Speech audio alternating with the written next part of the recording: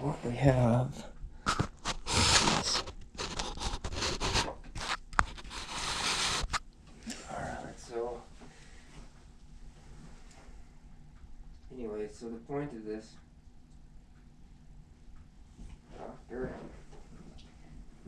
the point of this, Dr. Larry Andrews,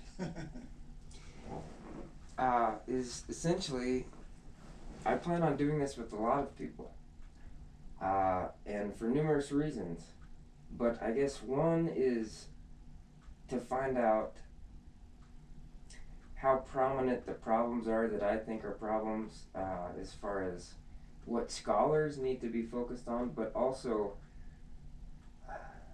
there are a lot of different aspects of this. But I hope to, one, tap on some of your interests as far as what you think is going to be, what kind of technology and politics the counseling field and psychology field are going to have in the future, and also what you've learned in the field compared to what they taught you in school. Mm-hmm. And so, I guess first off, do you want to just kind of tell us or tell me what your credentials are, or where you went to school? Where did you go to school? Well, I went back to college at 34 as a freshman. So I was a non-traditional student and did 4 years at a school that it was called Platte Valley Bible College, but now it's called Summit Christian College in Scottsbluff, Nebraska. And I took classes at Nebraska Western College, State College, while I was there. So I ended up with a double major in psychology and theology, both.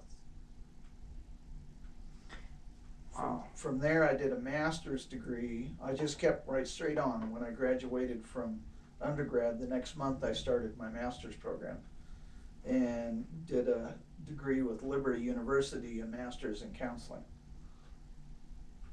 And 2 months after I graduated from that, I started a PhD program with Carolina Christian University and did a PhD in counseling psychology. So I did 10 years straight of school. Oh my God. When I went back to college at 34. So what did you see being a doctor? Where did you see the utility of that? I mean, what was your goal, I guess? What were you looking at when you said, I have to become a doctor? Why? Well, or what I went back to undergrad school to probably be a pastor. While I was there, I got a job at a runaway youth shelter to help pay the bills, and started working with kids at the runaway youth shelter and counseling, and that kind of tripped a trigger that I liked doing that more so. And so then I went on into my master's in counseling and decided that needed to be my career more than a pulpit ministry. Wow.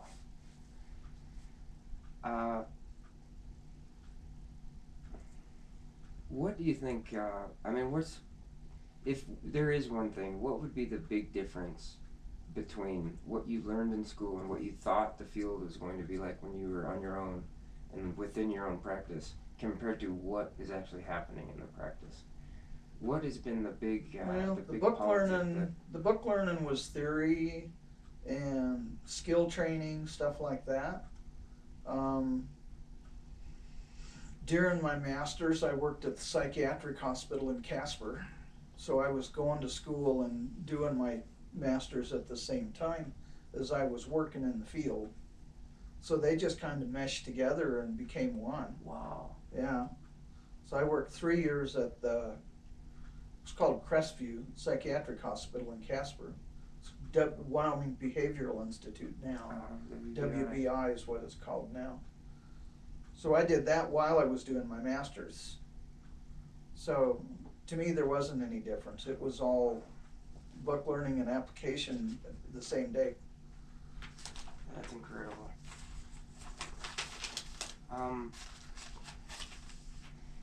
This is a question that I wrote up because I see that like I work with clients and I've worked with patients before in a psychology of nature, and I worked for about 1 year, and I just thought it was the greatest thing that ever happened.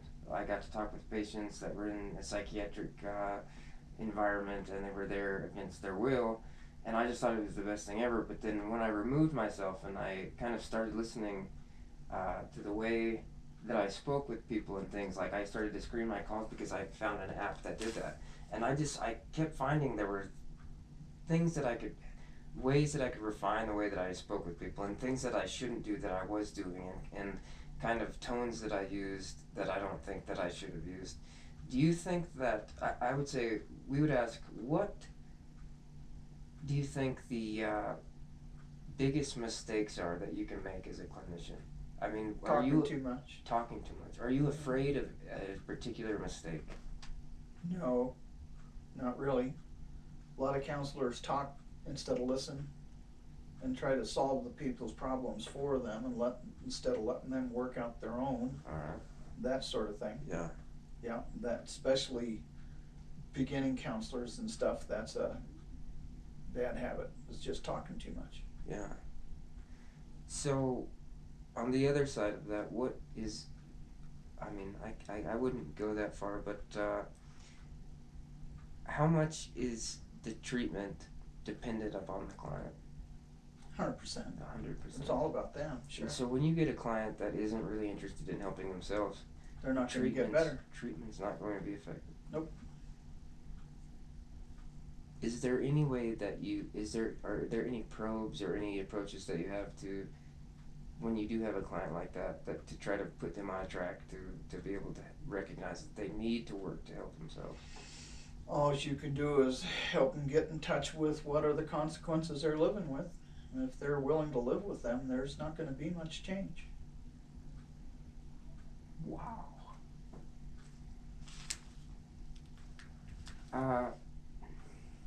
If you were to talk with undergraduates and like myself and folks that are studying psychology that at a really low level now, what do you think the biggest thing that they should be working on is? I mean, what should be their main focus? Well, an undergraduate, you're learning theories and skill training some. Probably the biggest thing is getting in touch with your own issues and why you want to do it in the first place. People go into counseling to heal themselves a lot of times as much as to heal anybody else. And that's the wrong reason. Your own issues get in the way. Yeah. So coming to grips with all your own issues and why you do what you do and why you want to do what you want to do is probably the most important goal of undergraduate study. I believe that same thing. Now, do you think that, I mean, not you personally, but yeah, I guess, in your mannerisms and in the way that you work, and how long have you practiced? Since 1994. Whoa. Have there been any times when you say that you've struggled with that, or that you've noticed that you've brought something of your own to your practice?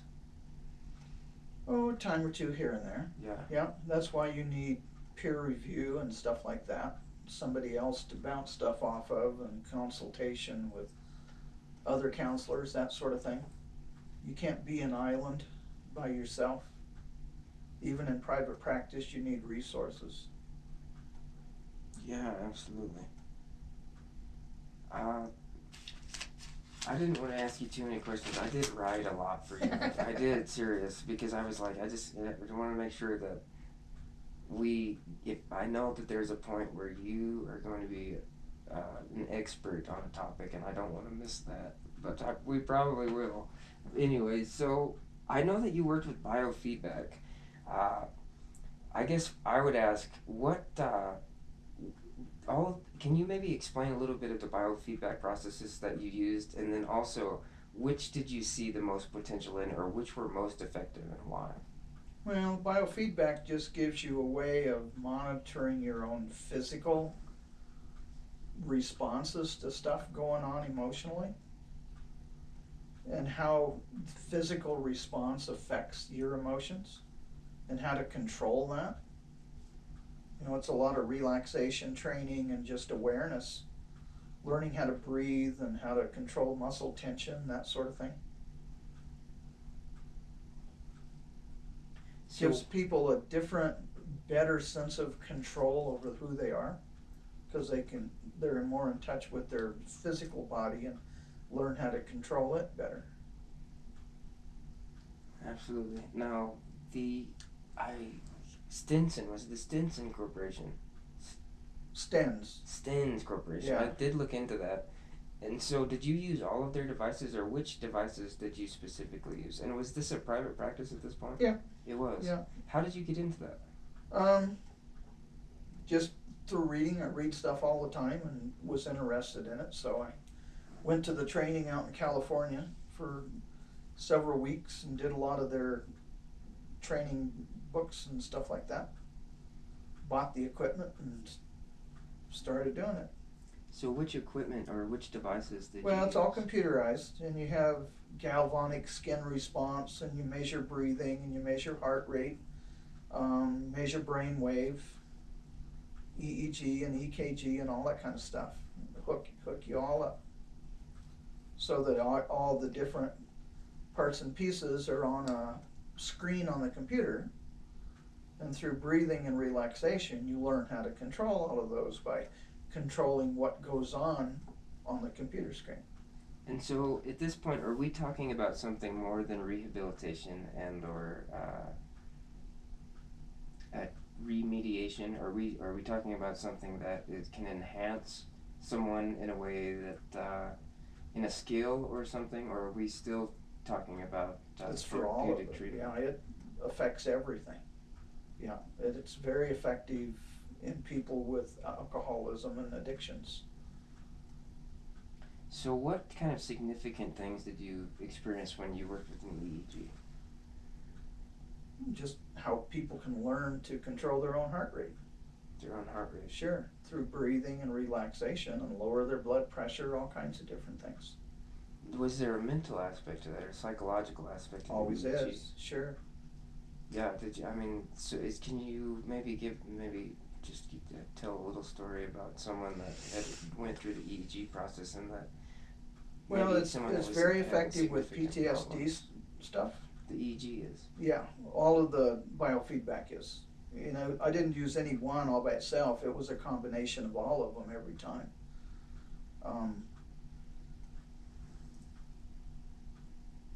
Through visualization and relaxation training using the electronics, they learn how to work through a lot of the issues that would set off and trigger their PTSD.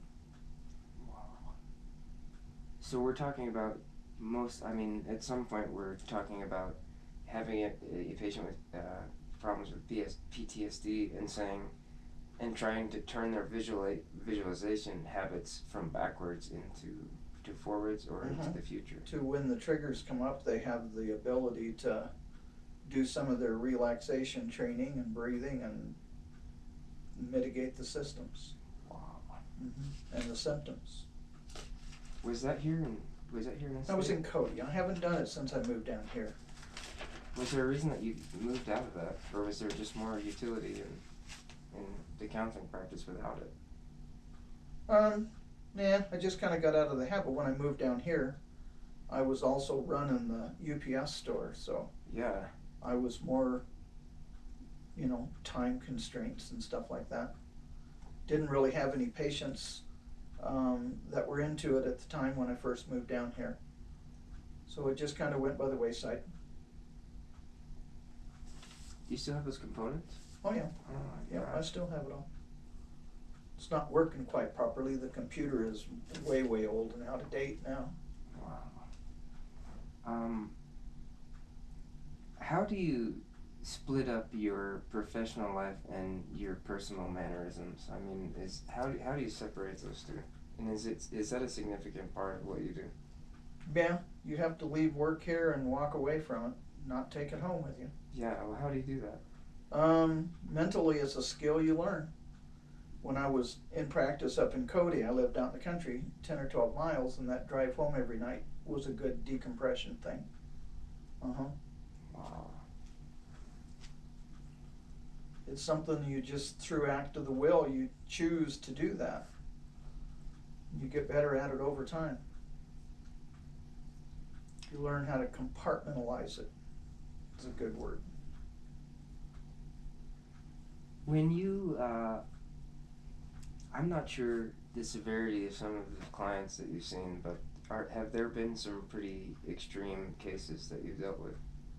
Depends on what you mean by extreme. I mean with extreme psychiatric issues, or maybe even neurological disorders. Or Oh yeah, I've worked a lot with chronic mental ill and schizophrenics and a lot of bipolar, a lot of different types of diagnosis. And so is there a moment when you're with these clients that something clicks inside of you that says this is a little bit more serious than the last client, and that I should accommodate for that? Well, each one raises and falls on its own. I don't compare them to other clients. It's just part of good skill training and learning and experience is knowing what this person needs. Always being willing to refer on to other things if I don't have what they need. Absolutely. How serious could a session be? On that same note, what makes, I guess, how serious could a session be? I mean, as far as the extremity or the mannerisms that are involved, or the behaviors, or the escalations. A couple times I've called the cops on us in the session. In a session? Yep. Why? With domestic violence stuff, and somebody was threatening somebody else, or in the office? Mm-hmm. Yep. Getting a little out of hand and in the clinic, not settling down, so I called the police. Mm-hmm. A couple times over all these years. Was that something that you saw as significant as far as a clinical aspect, or was it more of it was a safety aspect. Yeah, so did you connect that it was a clinical issue to that Everything's a clinical issue. There's nothing that's not a clinical issue.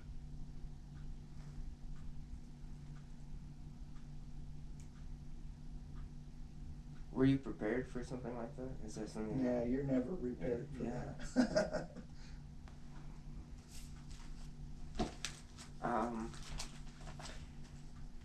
I guess I would just want to share with you that I've just